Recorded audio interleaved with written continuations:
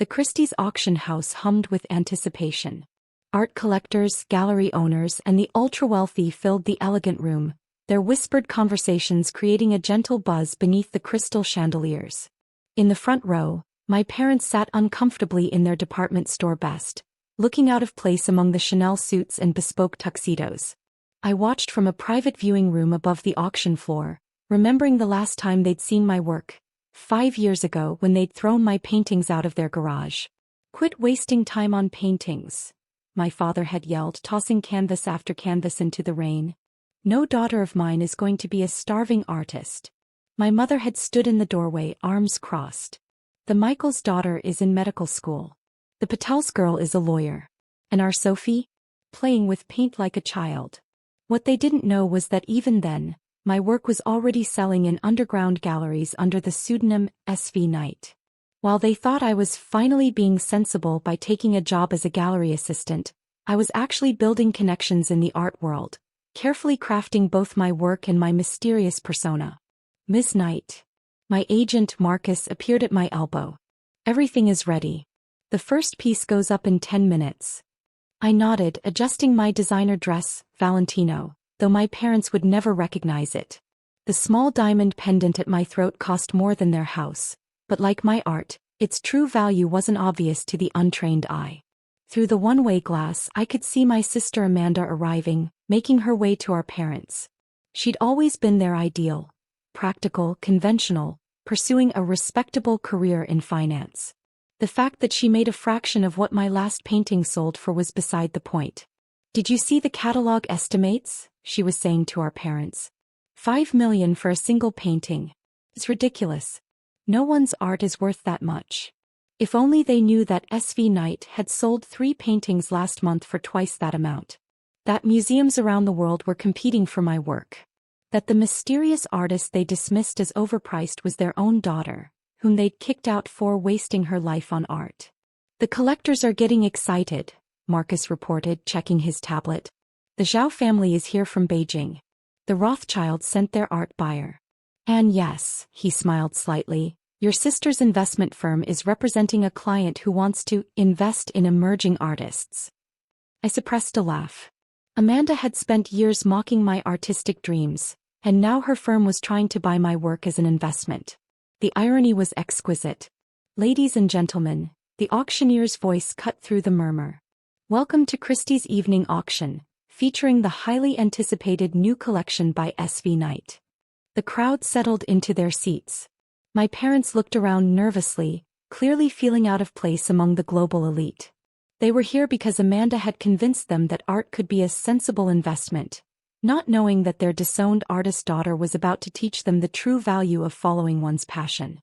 "The first lot," the auctioneer continued, "is Shadows of Doubt, a signature piece from the artist's Family Ties series." The painting was unveiled, drawing gasps from the crowd. It was a massive canvas, 6 feet tall, depicting a young woman turning away from a family dinner table. The figures at the table were rendered in harsh, conventional strokes, while the standing woman seemed to dissolve into swirls of color and light. My mother leaned forward, squinting. "Something about that scene." Of course something seemed familiar. It was based on the last family dinner I'd attended, the night they'd given me an ultimatum: quit art or quit being their daughter. "Opening bid," the auctioneer announced, $3 million. My father choked on his complimentary champagne. $3 million was more than he'd earned in his entire career as an insurance salesman, the respectable job he'd wanted me to pursue. The bidding started, hands raising quickly around the room. $4 million. 4.5. $5 million. Amanda raised her paddle at 5.2, trying to secure the piece for her firm's client. But the painting quickly soared past her budget. $7 million, called out a voice from the back. A major museum curator I'd had dinner with last week. $8 million, countered the Zhao family's representative. I watched my family's faces as the price climbed higher and higher. My father's jaw clenched. My mother's hands twisted in her lap. Amanda's professional mask cracked as she realized she'd been completely wrong about the art market she claimed to understand. "Sold," the auctioneer's gavel fell. "For $12 million to the private collector from Geneva." My parents sat in stunned silence while Amanda frantically texted her bosses, probably trying to explain why she'd underestimated the market so dramatically. But this was just the beginning. There were 7 more paintings in tonight's auction, each one telling a piece of my story, each one worth millions to collectors who understood true art. And my family was about to learn exactly how much their worthless daughter's work was really worth. Marcus checked his phone. The press is already reporting on the opening sale. Art blogs are going crazy. And yes, he smiled, your family's reactions are being captured by our photographer, exactly as requested. I nodded, watching the next painting being brought out. Sometimes revenge isn't about confrontation. It's about letting people realize their own mistakes in the most public way possible. And this auction was about to become very, very public. The second painting was even larger than the first. A triptych titled, Inheritance of Shadows. The 3 panels showed a progression.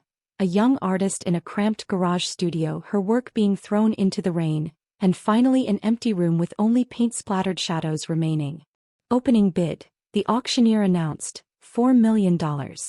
Amanda's hand twitched toward her paddle, but she'd already been priced out of the market. Our parents sat rigid in their seats, watching as international collectors bid millions for art that told the story of their cruelty, though they didn't realize it yet. Ms. Knight, Marcus whispered, the Museum of Modern Art's director is asking if you'll consider a private showing next month. I smiled, remembering how my mother had torn down the paintings I'd hung in my childhood bedroom, calling them amateur scribbles. Now the world's most prestigious museums were competing for my work. $8 million, called a collector from Dubai. $9 million, countered a famous Hollywood director. The bidding continued while I watched my family's reactions through the one-way glass. My father's face had turned an interesting shade of red, the same color it had been the day he'd discovered I'd turned down a job at his insurance company to pursue art full-time. Sold. For $15 million. The crowd burst into excited murmurs. 2 paintings, $27 million. And we were just getting started. The next piece, the auctioneer announced, is perhaps S.V. Knight's most personal work to date. Family Portrait in Absence. The painting that emerged was deceptively simple. A family dinner scene with an empty chair, the missing person's presence shown only through distorted reflections in the other figure's wine glasses. It was based on the first holiday dinner after they'd disowned me, though again they didn't recognize themselves in the cruel, shadowed faces around the table. Something about these paintings, my mother whispered to Amanda. They feel familiar. Of course they felt familiar. Every piece in tonight's collection was drawn from my memories of their rejection, transformed into art that spoke to anyone who'd ever been told their dreams were worthless. Opening bid, $5 million. The bidding was even more frenzied this time.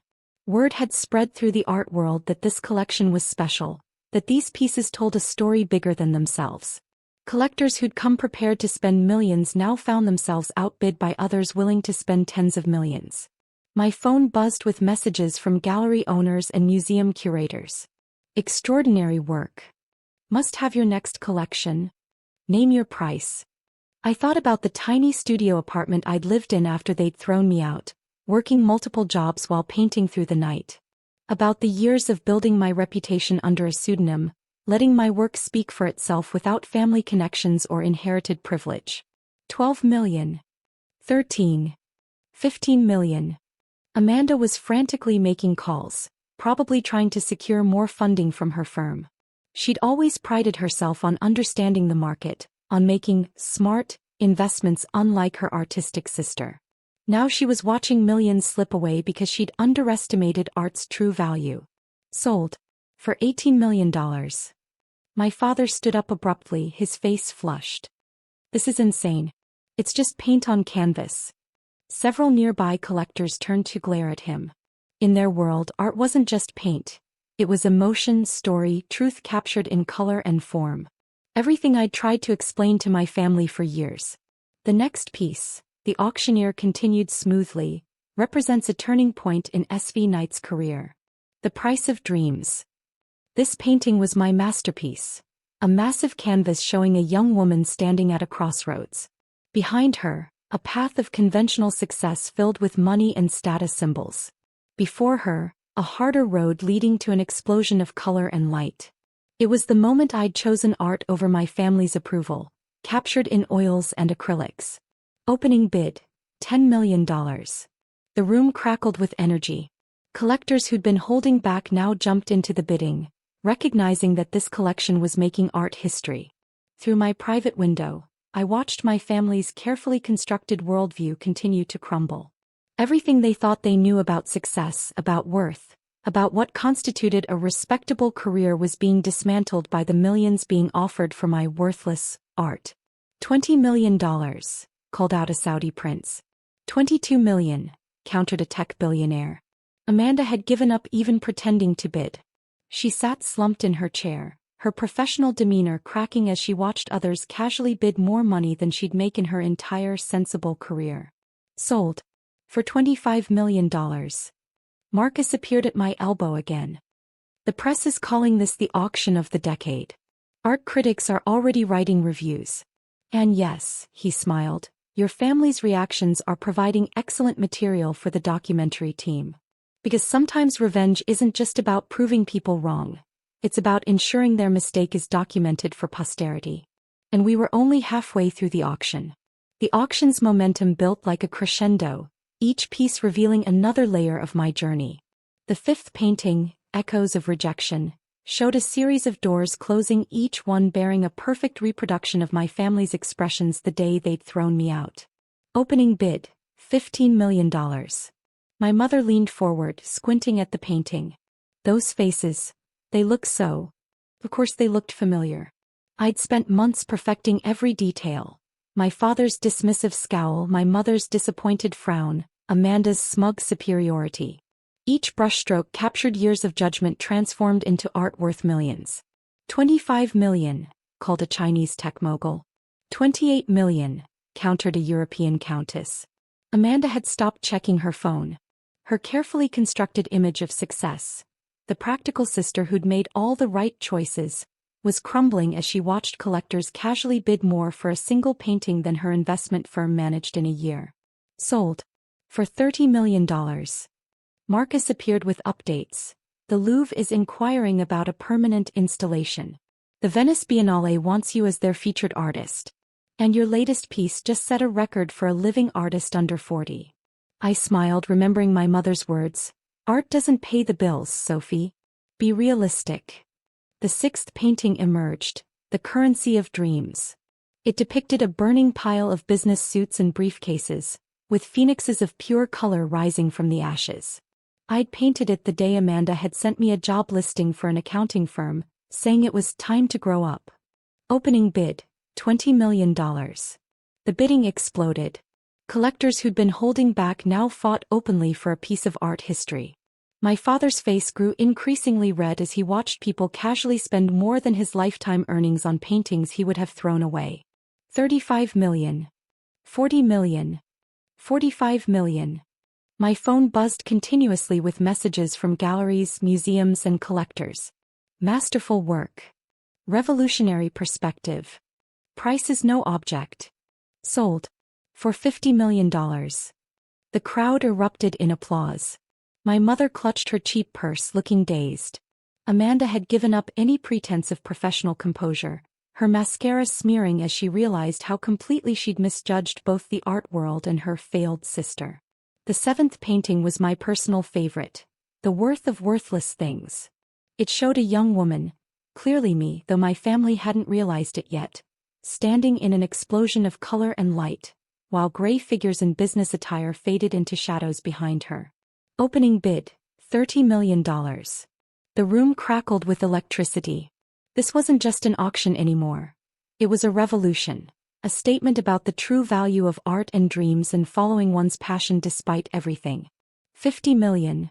$60 million. $70 million. Through my private window, I watched my family's world continue to unravel. Everything they'd believed about success, about worth, about what constituted a real career was being demolished by the astronomical sums being offered for my hobby. Sold. For $80 million. Marcus rushed in with news. The media is calling this unprecedented.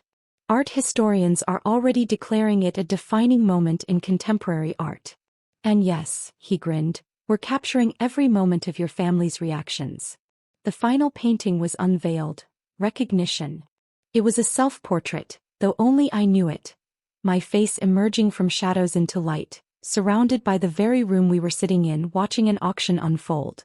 Meta-commentary on art, value and vindication. Opening bid, $50 million.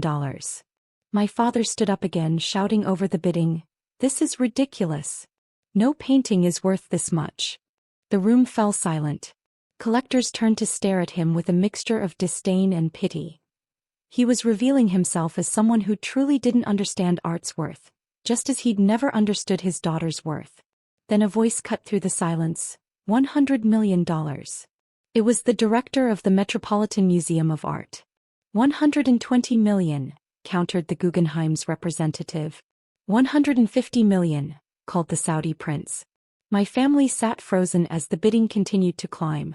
Everything they thought they knew about success, about value, about their failed artist daughter was being rewritten in real time. Sold. For $200 million. The auctioneer's gavel fell for the final time. The crowd erupted in a standing ovation.